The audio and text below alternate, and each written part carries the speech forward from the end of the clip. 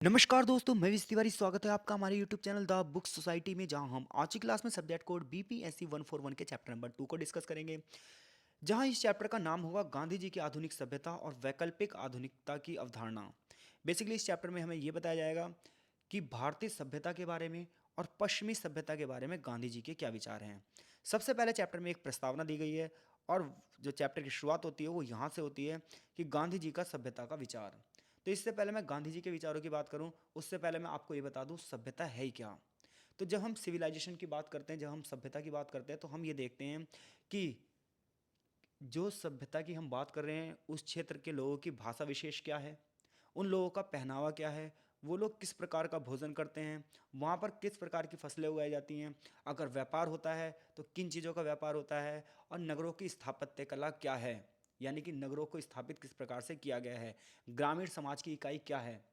यानी कि जब हम सभ्यता की बात करते हैं तो इतने सारे कारकों को उसके अंतर्गत रखते हैं। तो आप कभी भी किसी भी सभ्यता का अध्ययन करेंगे तो उस सभ्यता का अध्ययन आपको इसी टाइप से करना पड़ेगा कि वहाँ के लोगों की भाषा क्या है, वहाँ के लोगों के तौर तरीके क्या हैं। अगर नगर ही सभ्यता है तो नगरीय सभ्यता में क्या क्या चीज़ें हैं, उसकी स्थापत्य कला कैसी है, ये सारे लोग शिक्षित हैं या नहीं है, अगर शिक्षित हैं तो किस माध्यम में हैं। और ग्रामीण सभ्यता है तो वहाँ के लोगों की प्राथमिक क्रियाओं में किन चीज़ों में दिलचस्पी है, वहाँ पर कौन कौन सी फसलें उगाई जाती हैं। तो इतनी सारी चीज़ों को ध्यान हम किस में रखते हैं, सिविलाइजेशन में, सभ्यता में। अब देखिए, हर एक क्षेत्र की जो सभ्यता होती है वो अपने क्षेत्र के लिए बहुत अच्छी होती है और उस पर हर एक व्यक्ति को गर्व करना चाहिए। लेकिन समय के साथ इन सभ्यताओं में परिवर्तन आता रहता है, क्योंकि हर एक सभ्यता विकास की राह पर चलती है। लेकिन कई बार विकास की राह पर चलते चलते वो सभ्यता अपना मूल खो देती है। ऐसी अगर हम भारतीय सभ्यता की बात करें तो आज भारतीय सभ्यता अपने हाशिए पर है, अपनी सबसे निम्न स्थिति पर है। तो ऐसे में क्या गांधी जी के विचार भारतीय सभ्यता के संदर्भ में होंगे, क्या उनके भारतीय सभ्यता के पक्ष में होंगे? तो चलिए जानते हैं इस चैप्टर में। आशा है आपको लेक्चर जरूर समझ में आएगा और आ भी रहा होगा। तो वीडियो को लाइक ज़रूर कीजिए और कमेंट बॉक्स में कमेंट करके अपनी प्रतिक्रिया हमें ज़रूर दें। तो देखिए, गांधी जी ने जो अपने विचार लिखे हैं वो हिंद स्वराज में लिखे हैं, हम सभी जानते हैं। तो गांधी जी जब लंदन से दक्षिण अफ्रीका की ओर यात्रा कर रहे थे, 1909 की बात है, तो हिंद स्वराज में उन्होंने गुजराती भाषा में अपने संदेश लिखे, जहां उन्होंने अपने विचारों को, सभ्यता की अवधारणाओं को, पश्चिमी सभ्यता की सकारात्मक और नकारात्मक विशेषताओं को, इसके साथ साथ आधुनिक सभ्यता और भारतीय और पश्चिमी सभ्यताओं के बीच में कंपैरिजन करके अपने लेख लिखे, अपने भाषण तैयार करें, ताकि वो जन जन को जागरूक कर सकें कि हाँ भाई, अगर पश्चिमी सभ्यता में कुछ कमियां हैं तो क्या कमियां हैं, और अगर विशेषताएं हैं तो क्या विशेषताएं हैं, हमें क्या चीज़ें अडॉप्ट करनी चाहिए और क्या चीज़ें अडॉप्ट नहीं करनी चाहिए। इसी प्रकार से भारतीय सभ्यता में क्या क्या कमियां हैं, क्या विशेषताएं हैं, इनके बारे में भी उन्होंने अपने इस लेख में लिखा है। इसके साथ साथ आगे चलकर उन्होंने इंडियन ओपिनियन नाम की एक पत्रिका में भी अपने लेख लिखे। लेकिन इंडियन ओपिनियन नाम की इस पत्रिका को आगे चलकर अंग्रेजों ने देशद्रोही पत्रिका घोषित कर दिया और उसे बैन कर दिया, यानी कि प्रतिबंधित कर दिया। लेकिन गांधी जी यहाँ पर नहीं रुके। हिंद स्वराज के माध्यम से उन्होंने अपने विचारों को लगातार विकसित किया और जीवन भर नए नए विचार देते रहे। इसके साथ साथ जब हम गांधी जी के विचारों की बात करते हैं तो समाज में जब वो सामाजिक कार्य कर रहे हैं तो उससे प्रभावित होकर ही हर एक चीज़ के बारे में लिख रहे हैं। गांधी जी ने हिंसा को गैर भारतीय माना है, यानी कि सबसे पहली विशेषता यह है कि गांधी जी ये कहते हैं जो हिंसा का विचार है ना, ये भारतीयों के लिए नहीं था। भारतीय तो कभी भी हिंसक नहीं रहे थे, भारतीय तो हमेशा से सहनशील रहे थे। हिंसा का विचार तो पश्चिमी विचार है, ये तो भारतीय सभ्यता के विपरीत है। उन्होंने हिंद स्वराज में ये बात लिखी भी। उन्होंने कहा कि हिंद स्वराज का उद्देश्य, गांधी जी ने ये लिखा कि हम लोग जो हैं वो सत्याग्रही हैं। अगर हमारे मन में हिंसा का विकल्प आ रहा है तो ये अराजकतावादी है। गांधी ने उल्लेख किया कि हिंद स्वराज ये दिखाने के लिए लिखा गया है कि हमारे देशवासी हिंसा की एक ऐसी नीति का पालन कर रहे हैं जो खुद को ही मार देगी, जो कि खुद ही आत्मघाती है। तो गांधी जी भारतीयों से निवेदन करते हैं, अगर हर भारतीय अपनी अहिंसा की सभ्यता की ओर पहुंचे, वसुधैव कुटुंबकम की ओर जाए, हर एक व्यक्ति शांति की राह पर चले, तो ब्रिटिश भी हमसे ये सभ्यता सीखेंगे और हमारे देश से वापस चले जाएंगे। उन्होंने कहा कि हमारे देशवासी हिंसा की नीति का पालन करेंगे तो ये हमारे देश की नीति नहीं है। लेकिन अगर हम अपने देश की नीति की बात करेंगे, हम शांति की बात करेंगे, हर जगह शांति की बात की गई है। भारतीय सभ्यता की अगर बात की जाए तो भारतीय शासन में वो लोग अपनी रुचि खो देंगे और यहाँ से चले जाएंगे। हिंद स्वराज में गांधी जी ने भारतीय समाज की आध्यात्मिकता के बारे में बताया है, भारतीय समाज की नैतिकता के बारे में बताया कि हमारी नैतिकता क्या है, हमारे अंदर के एथिक्स क्या है, हमारे अंदर की श्रेष्ठता क्या है। जबकि उन्होंने ये बताया कि यूरोपीय राष्ट्र तो हिंसक हैं, राजनीतिक रूप में भ्रष्ट हैं, जबकि हम क्या हैं, हम स्पिरिचुअल हैं, हम एथिकल हैं। पश्चिमी सभ्यता के उन्होंने पाश्विक बल की निंदा करी। गांधी जी ने आतंकवादी राष्ट्रवादियों से खुद को दूर कर लिया, यानी कि ऐसे देशभक्त जो अपने आप को देशभक्त कहते हैं, अपने आप को राष्ट्रवाद कहते हैं और राष्ट्रवाद के नाम पर एक दूसरे का खून बहाते हैं, गांधी जी ने इन सबको अपने आप से अलग कर लिया। यानी कुल मिलाकर सबसे पहले भारतीय सभ्यता की कौन सी विशेषता गांधी ने बताई कि अहिंसा। उनका ये मानना था हिंसा कहाँ से आई है, पश्चिमी सभ्यता से। दूसरी बात, हिंद स्वराज में उन्होंने ये कहा कि पश्चिमी सभ्यता भौतिक शक्ति पर बल देती है। हिंद स्वराज में उन्होंने ये बात भी कही, उन्होंने पश्चिमी सभ्यता के हर एक पहलू पर हमला किया और ये साबित कर दिया कि पश्चिमी सभ्यता हमारे देश के लिए कितनी भयंकर है, पश्चिमी सभ्यता हमारे लिए कितनी हानिकारक है। हालांकि उन्होंने आधुनिक सभ्यता की कई गतिविधियों को बताया जिसे भारतीय अपना सकते हैं, जिसका भारतीय पालन कर सकते हैं, लेकिन पश्चिमी सभ्यता में पता क्या है गांधी जी के अनुसार, लालच है, आक्रामकता है, बिल्कुल रियलिटी है ये। जो वेस्टर्न कल्चर है ये लालची है, ग्रीडी है। आज आप देख लीजिए पर्यावरण के ऊपर इतने सारे सम्मेलन होते हैं, बातें इतनी सारी चर्चा होती है, पर्चे में लिखी जाती हैं, लेकिन क्या उसे वर्क किया जाता है। चंद ये लोग इतने लालची हैं कि अल्प विकसित देशों के कोयला, पेट्रोलियम, इन सब का क्या दुरुपयोग कर रहे हैं केवल और केवल अपने प्रॉफिट के लिए। ये इंसान को इंसान नहीं समझ रहे। अगर आप हिस्ट्री पढ़ेंगे तो आपको पता चलेगा कि अमेरिका में मूल निवासियों के साथ, ऑस्ट्रेलिया में मूल निवासियों के साथ इन्होंने क्या किया पश्चिमी लोगों ने। अरे आप वो छोड़ दीजिए, आप भारतीय इतिहास को ही पढ़िए तो आपको पता चलेगा इन्होंने भारतीयों के साथ कितनी क्रूरतापूर्वक नीति अपनाई। इन्होंने इंसान को कभी इंसान ही नहीं समझा।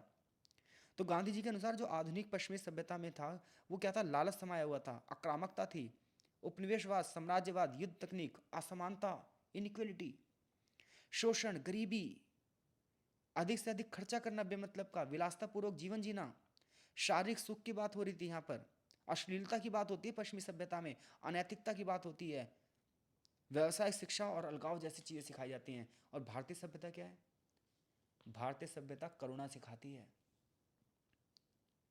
तो ऐसी निगेटिविटी सारी चीजें किसमें थी, पश्चिमी सभ्यता में, जिसकी गांधी जी ने खुलकर आलोचना करी है।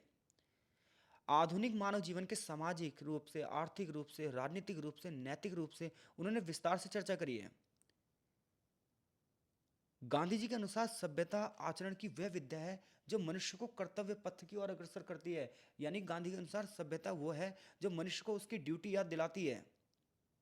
कर्तव्य का जब हम प्रदर्शन करते हैं, यानी कि जब हम अपने कार्य कर रहे हैं, अपनी ड्यूटी को फॉलो कर रहे हैं, तो उसके अंदर एक एथिक्स होती है।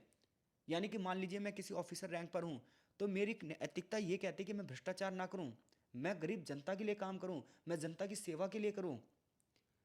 लेकिन अफसोस पश्चिमी सभ्यता से जो हमने लालच सीखा, उसके परिणाम स्वरूप हम क्या कर रहे हैं, हम जनता की सेवा की शपथ तो ले रहे हैं लेकिन जनता की कोई सेवा करने के लिए तैयार नहीं है। अगर हर लोग जनता की सेवा कर रहे होते तो आज़ादी के इतने सालों बाद आज हमारी जनता सक्षम हो जाती। तो एक राजनीतिक विज्ञान के विद्यार्थी होने के नाते हमारे को ये सारी चीज़ें जब हम पढ़ते हैं तो ये फील होनी चाहिए। बिना फील के अगर हम पढ़ रहे हैं ना, तो ये मान के चलिए फिर हम बस पढ़ ही रहे हैं, आना हमें कुछ भी नहीं है। हिंद स्वराज में सभ्यता नामक अध्याय में गांधी जी ने पश्चिमी सभ्यता पर अपने विचारों के बारे में विस्तार से लिखा। उन्होंने विस्तार से बताया कि सभ्यता शब्द में क्या क्या चीज़ों का वर्णन किया जा सकता है। उन्होंने कहा इसका असली परीक्षण तो इस तथ्य में है कि इसमें रहने वाले लोगों के जीवन का उद्देश्य जन कल्याण होता है। यूरोप में लोग, अब देखिए यहाँ पर कितनी बढ़िया तरीके से वो लिखेंगे सभ्यता नाम के चैप्टर में, कि यूरोप की बात किया जाए तो आज से 100 साल पहले पता है वो क्या करते थे, बहुत अच्छे घरों में रहते थे। तो वो लोग ये कहते थे सभ्यता का प्रतीक ये है। यानी कि वो लोग जिस घरों में रह रहे हैं तो और दूसरे लोग उस घरों में नहीं रह पा रहे हैं, तो उनके अनुसार वो लोग असभ्य हैं, वो लोग जंगली हैं। लेकिन अगर लोग उनके जैसे घरों में रह रहे हैं तो वो लोग क्या हैं, सभ्य हैं। जैसे आज शहरी लोग गांव वाले लोगों को असभ्य मानते हैं और वो सोचते हैं कि गांव के लोग जब शहरों जैसे हो जाएंगे तब वो सभ्य हो जाएंगे, लेकिन ऐसा नहीं है। तो गांधी जी यूरोप के बारे में क्या कह रहे हैं, गांधी जी कह रहे हैं कि जो बेहतर निर्मित घरों में रह रहे हैं तो वो सोच रहे हैं हम सभ्य हैं। भौतिक खुशी को बढ़ावा दे रहे हैं तो क्या कह रहे हैं, हम सभ्य हैं। जानवरों की खाल पहनते तो कहते हैं हम सभ्य हैं। पहले के लोग भाले को अपने हथियार के रूप में यूज करते थे, लेकिन अब वो लोग क्या करते हैं, लंबे लंबे पतलून पहनते हैं। अब वो पता है क्या करते हैं, भाला नहीं रखते, अपने पास 5 या उससे अधिक बॉर वाली रिवॉल्वर लेकर चलते हैं। तो अगर किसी देश के लोग जिन्हें बहुत अधिक कपड़े पहनने की आदत नहीं है, अगर वो यूरोपीय कपड़ों को पहनते हैं तो माना जाता है वो हैवानियत से बाहर हो गए हैं और सभ्य हो गए हैं। यानी कि वेस्टर्न कल्चर ये कह रहा है कि अगर आप कम कपड़े पहन रहे हैं तो आप सभ्य हो गए हैं, और अगर आप ज़्यादा कपड़े पहन रहे हैं तो आप असभ्य हैं। इसी वजह से हम अपनी सभ्यता खोते जा रहे हैं और अश्लीलता का एक नंगा नाच पूरे समाज के सामने दिखा रहे हैं। कह रहा है यूरोप में लोग पहले खुद से खेत जोते थे, अब क्या कर रहे हैं, भाप इंजन के माध्यम से बहुत सारे खेतों की जुताई हो रही है। तो वो लोग कह रहे हैं सभ्यता मशीनरी है। पहले कुछ लोग ही अच्छी किताबें लिखते थे, लेकिन अब कोई भी कुछ भी लिख सकता है। जो पसंद हो उसे छपवा दो, लोगों के बीच में जहर घोल दो, भड़काऊ भाषण दे दो, ये सभ्यता है। पहले लोग ट्रेन के डिब्बों में यात्रा करते थे, और अब क्या कर रहे हैं, चंद घंटों में हवाई जहाज से यात्रा कर रहे हैं। और इसे हम कह रहे हैं कि सभ्यता की प्रगति है। मानव प्रगति करके हवाई जहाज से यात्रा करके कुछ घंटों में ही दुनिया के किसी हिस्से में पहुंचने में सक्षम है। मनुष्य को अपने हाथों और पैरों का उपयोग करके अब मेहनत करने की आवश्यकता नहीं है। वो एक बटन दबाएंगे, उनके पास कपड़े होंगे। वो एक बटन दबाएंगे, उनके पास अखबार होगा। वो एक बटन दबाएंगे, मोटर कार उनके इंतजार में खड़ी हो जाएगी। वो विभिन्न प्रकार के स्वादिष्ट भोजन खाएंगे। सब कुछ मशीन द्वारा किया जाएगा। पहले जब लोग एक दूसरे से लड़ते थे ना, तो उसका फैसला शारीरिक शक्ति के आधार पर होता था। लेकिन अब एक बंदा एक बंदूक के साथ पहाड़ी पर बैठे एक आदमी द्वारा हजारों लोगों की जान ले लेगा। ये क्या सभ्यता है। पहले लोग खुली हवा में उतना ही काम करते थे जितना वो चाहते थे, लेकिन आज कारखानों में, खानों में हजारों श्रमिकों को एक साथ काम करवाया जाता है। उनकी हालत जानवरों से ही बदतर है। और वो किसके लिए काम कर रहे हैं, करोड़पतियों के लिए। पहले लोगों को शारीरिक ताकत के बल पर गुलाम बनाया जाता था, अब वो पैसे के प्रलोभन पर बिक जाते हैं। विलासता की वस्तुओं का लोभ किया जाता है, लोगों को गुलाम बनाया जाता है। ऐसी ऐसी बीमारियां पैदा हो गई हैं कि डॉक्टरों की पूरी फौज लगी पड़ी है उनका इलाज करवाने में। तो ये सभ्यता है। कह रहा है पहले पत्र भेजने में बहुत खर्च होता था, लेकिन अब कोई भी अपने साथी को पैसा खर्च करके पत्र के माध्यम से गाली गलौज कर सकता है, धन्यवाद और शुभकामनाएं भी भेज सकता है। पहले लोग घर में बनी रोटी और सब्जी 2 या 3 बार भोजन करते थे, लेकिन अब पता है कि हर 2 घंटे में कुछ ना कुछ खाना पड़ता है। क्यों? क्योंकि आराम करने का मौका ही नहीं मिल रहा। सभ्यता ना तो नैतिकता का ध्यान रखती और ना ही धर्म का। वो कह रहे हैं यूरोपीय जो सभ्यता है ना, ये सभ्यता नैतिकता का ध्यान नहीं रख रही।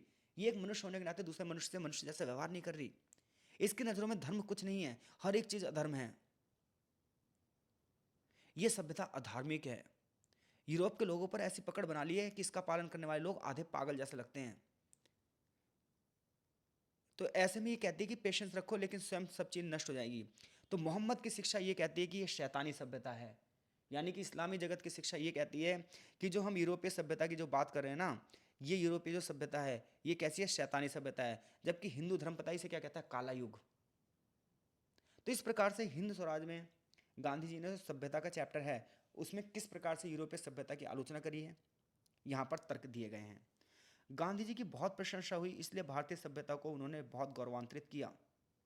भारतीय सभ्यता की प्रशंसा करते हुए गांधी जी ने बहुत सारे लेख लिखे। हालांकि गांधी जी इन बातों से अनजान नहीं थे कि भारतीय सभ्यता में भी बाल विवाह, विधवा, किशोर माता, सती प्रथा जैसी जो समस्याएं हैं, महिलाओं और लड़कियों को शिक्षा से जो वंचित किया जाता है, कन्या भ्रूण हत्या और कन्या शिशु हत्या जैसी समस्याएं हैं, बहुपत्नी प्रथा जैसी जो समस्याएं हैं, लड़कियों को से धर्म के नाम पर जो वैश्यावृत्ति करवाई जाती है, धर्म के नाम पर भेड़ और बकरियों की जो बलि दी जाती है, छुआछूत जैसी जो समस्याएं हैं, ये सब चीज़ें गांधी जी भारतीय सभ्यता के बारे में जानते थे। और ऐसे में उन्होंने ये कहा कि भारतीय सभ्यता में इन सब चीज़ों पर संशोधन होना चाहिए, कुप्रथाओं को दूर करना चाहिए। उन्होंने कहा, गांधी ने घोषणा करी भारत अद्वितीय है, यानी कि इसके जैसा कोई और देश नहीं, और इसकी ताकत अथाह है। पश्चिमी सभ्यता ईश्वर विहीन है, जबकि भारतीय सभ्यता ईश्वर में विश्वास करती है। ऐसे में गांधी ने अपने जीवन में भारतीय समाज में व्याप्त सामाजिक बुराइयों के खिलाफ, छुआछूत के खिलाफ जीवन भर काम किया। अछूतों को ईश्वर की संतान या हरिजन तक कहा उन्होंने। यानी कि गांधी जी यूरोपीय सभ्यता की आलोचना कर रहे हैं, लेकिन इसका मतलब ये नहीं है कि वो भारतीय सभ्यता को बिल्कुल आंख बंद करके आगे बढ़ा रहे हैं। वो ये कह रहे हैं कि भारतीय सभ्यता अद्वितीय है, भारतीय सभ्यता जैसे विश्व में कोई सभ्यता नहीं, किंतु उसके अंदर जो कमियां हैं, हमें उन कमियों को क्या करना होगा, सुधारना होगा। छुआछूत जैसी जो समस्या हैं, महिलाओं से संबंधित जो चीज़ें हैं, उनको हमें क्या करना होगा, सुधारना होगा। तो भारतीय सभ्यता और आगे बढ़ सकती है। यानी कि भारतीय सभ्यता का जो रूप प्रचलन में था उसे उन्होंने वैसा का वैसा नहीं स्वीकारा, बल्कि उसमें उन्होंने क्या किया, संशोधन किया। और इसके साथ साथ अपना पूरा जीवन भारतीय सभ्यता के संदर्भ में क्या कर दिया, न्यौछावर कर दिया। तो यहाँ से जो प्रश्न बनता है वो प्रश्न ये बनता है कि गांधी जी के अनुसार सभ्यता की व्याख्या कीजिए।